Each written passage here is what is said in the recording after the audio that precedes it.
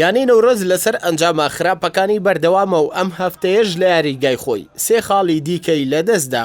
یاریەکانی خولی نابی کوردستان هەفتە 11 کۆتایی هاتوو. یانەی نەورۆزیش لە یاریگای خۆی میوانداری ئاراراتی کرد. پێش دەستپێکردنی یاریەکە و وەک وەفایەک بۆ شەهیدانی 33 ساڵەی کیمیابارانی هەڵەبجە هەردوویانە ساتێک بە بێدەنگی وەستان.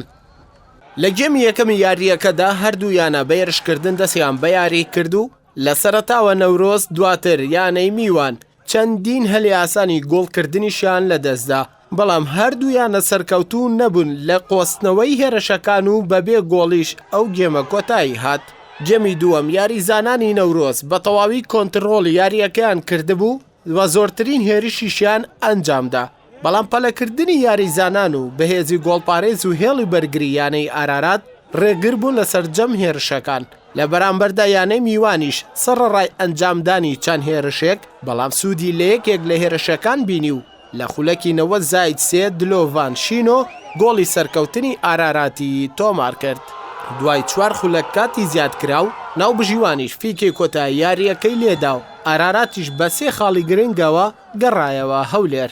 بەهۆی بڕیارەکانی ناو بژیوان دوای تەواوبوونی یاریەکەش لەلایەن یانەی نەورۆزەوە ڕەخنەیەکی زۆر لە ئاستی ناو بژیوانان گیرە. بۆ ئەو یاریە بە تەواوی خۆمان ئامادە کردووە، هەرچەند ئێوە دیتان لە ئێمە سەیتەرەی کامل لە گێمی یەکەم کرمان بوو سەر یانەی نەورۆز.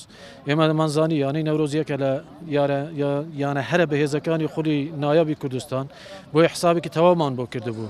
هەرچەندە لە گێمی دووەم حەقی خۆشان بوو، چونکە یاریگای خۆیان بوو زەختێکی زۆریان لەسەر ئێمە کرد، بەڵام ئێمە بە هێرشی پێچەوانە و بە دوو گۆڕانکاری توانیمان گۆلێک تۆمار بکەین کە بووە لە گێمی یەکەم ئێمە ئەوەمان حەسم کردبووە، چونکە ئێمە فرسەی باشترمان هەبوو لە یانەی نەورۆز لە گێمی یەکەم. ئێمە ئەبی چاوەڕوانی ئەنجامی یاریەکانی تر بین کە بزانین ئەنجام یاریەکانی چتر بووە. هەرچەندە ئەمەلمان هەیە، چونکە ئێمە دوو یاری لە یاریگای خۆمانەوە یەکمان لە دەریمای لەو سێ یاریەکە ماوە، ئینشاڵڵا ئەمەل ماوە.